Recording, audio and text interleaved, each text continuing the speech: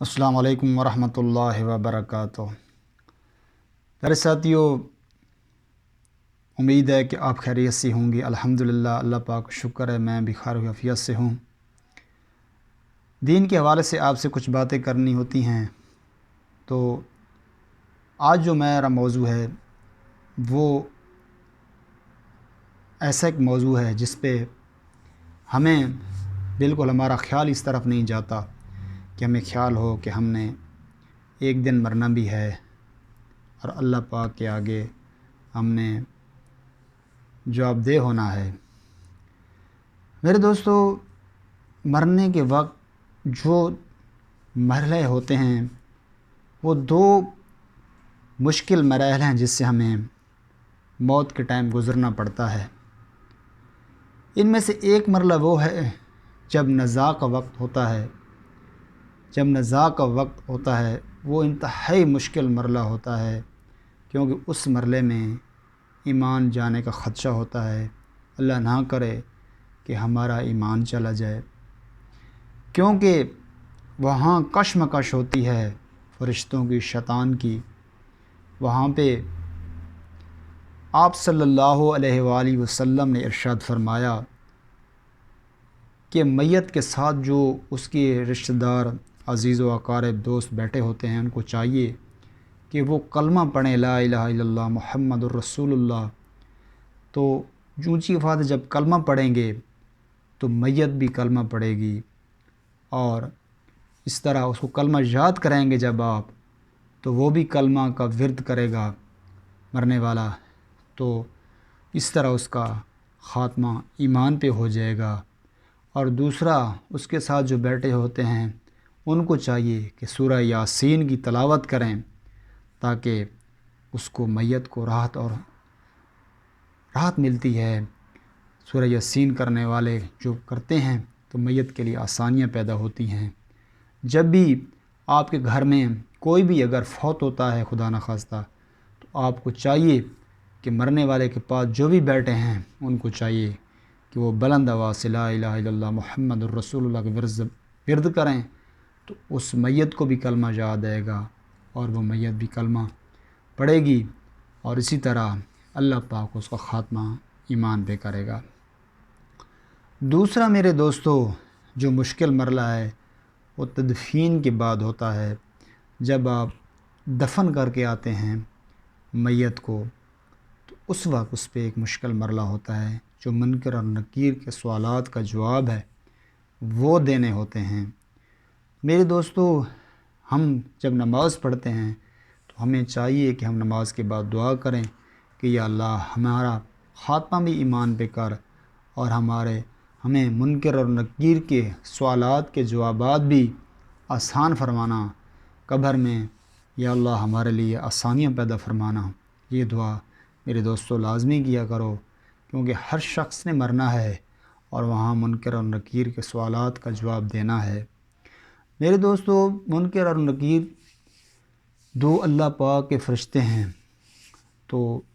وہ جب آتے ہیں تو آپ صلی اللہ علیہ وآلہ وسلم نے ارشاد فرمایا کہ ان کا ایک بازو سے دوسرے بازو تک جو فاصلہ ہے وہ اگر مہینوں ایک بندہ پیدل چلتا رہے تو فاصلہ ختم نہیں ہوگا، اتنا بڑا فاصلہ ہے۔ اور ایک دیگ کی طرح ان کی ایک آنکھیں ہوتی ہیں، اور ان کے دانت لمبے لمبے دانت ہوتے ہیں، اور وہ ان دانتوں سے چیرتے ہوئے قبر کی دیواروں کو چیرتے ہوئے آتے ہیں اور جھڑک کے بٹھاتے ہیں اور پوچھتے ہیں من ربک، تمہارا رب کیا ہے، ما دینوں کا، ما نبیوں کا، یہ 3 سوال کرتے ہیں۔ اگر کوئی مومن ہوتا ہے تو وہ کہتا ہے میرا رب اللہ ہے، میرا اسلام دین اسلام ہے، اور ما نبیوں کا، میرا نبی محمد رسول اللہ صلی اللہ علیہ وآلہ وسلم ہے۔ تو یہ جب 3 سوالوں کے میت جواب دے دیتا ہے تو اس کے لیے غیب سے آواز آتی ہے کہ میرے بندے نے بالکل سچ کہا، میرے بندے نے سچ کہا، اس کے لیے بستر لگا دو، اور حد نگاہ، جب تک تمہاری نگاہ جائے گی قبر کشادہ ہو جائے گی، اور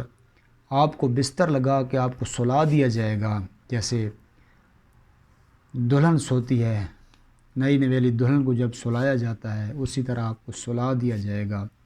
اور جنت کی طرف کھڑکیاں کھول دی جائیں گی اور مختلف قسم کی خوشبوئیں آنا شروع ہو جائیں گی۔ تو یہ ہے مومن کی زندگی قبر کی۔ اگر خدا نہ خواستہ آپ نے گناہوں میں زندگی گزاری، آپ کی اس طرح توجہ نہیں تھی کہ میں نے ایک دن مرنا بھی ہے اور اللہ پاک کے آگے میں نے جواب و سوال منکر نکیر کے دینے ہیں، آپ کی توجہ دنیا میں رہی، دنیا نے گرگینوں میں کھو کے آپ نے گناہوں بے گناہ کیے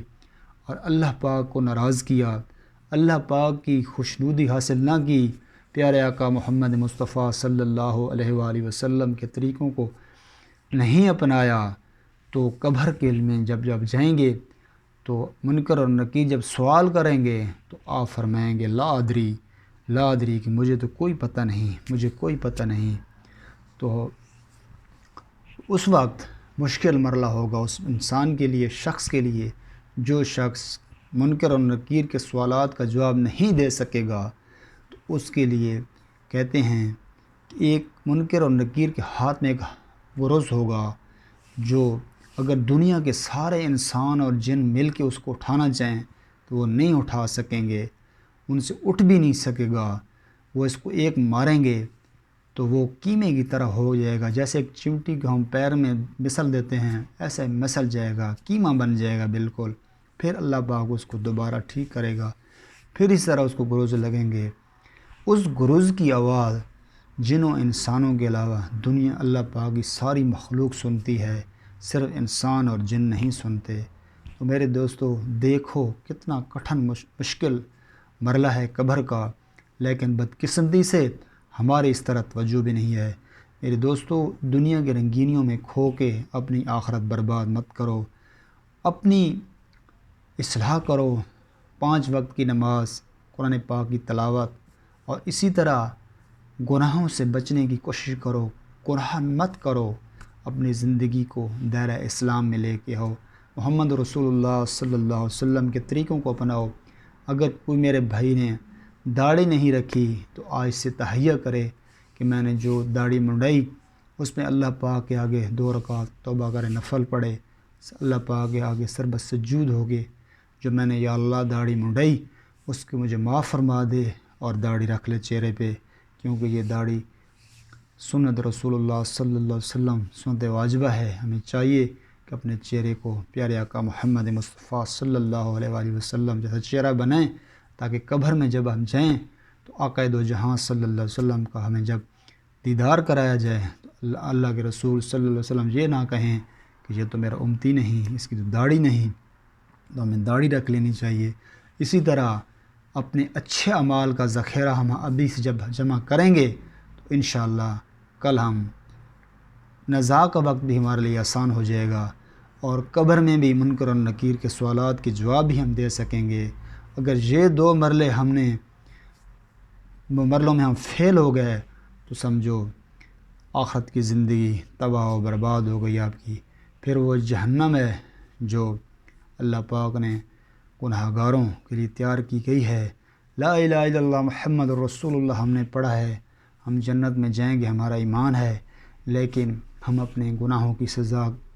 کاٹنے کے بعد اللہ پاک ہمیں جنت عطا فرمائے گا، لیکن ہم کوشش کریں کہ ہم جہنم کی طرف جائیں نہیں، ہم سیدھے جنت میں جائیں، کیونکہ ہم نے لا الہ الا اللہ محمد رسول اللہ پڑھا ہے۔ تو اس کی لاج رکھتے ہوئے کلمے کی ہمیں چاہیے کہ ہم اپنے اللہ کو راضی کریں، اپنے نبی پاک صلی اللہ علیہ وسلم کے طریقوں پہ چلیں، اللہ کو ناراض نہ کریں، نافرمانی میں ہماری موت نہ آئے۔ یہ دعا پڑھا کرو۔ اللہ پاک ہمیں دین اسلام کی سمجھ اور آقا دو جہاں صلی اللہ علیہ وآلہ وسلم کی طریقوں کو اپنانے کی توفیق عطا فرمائے، آمین۔ میرے دوستو اگر میری یہ ویڈیو آپ کو پسند آئی ہے تو میرے یوٹیوب چینل کو سبسکرائب کرو، اس کو لائک اور شیئر کرو تاکہ تمام آنے والی ویڈیو آپ تک پہنچ سکے۔ اللہ پاک آپ تمام دوستوں کو حامی ناصر ہو، اللہ نگہبان۔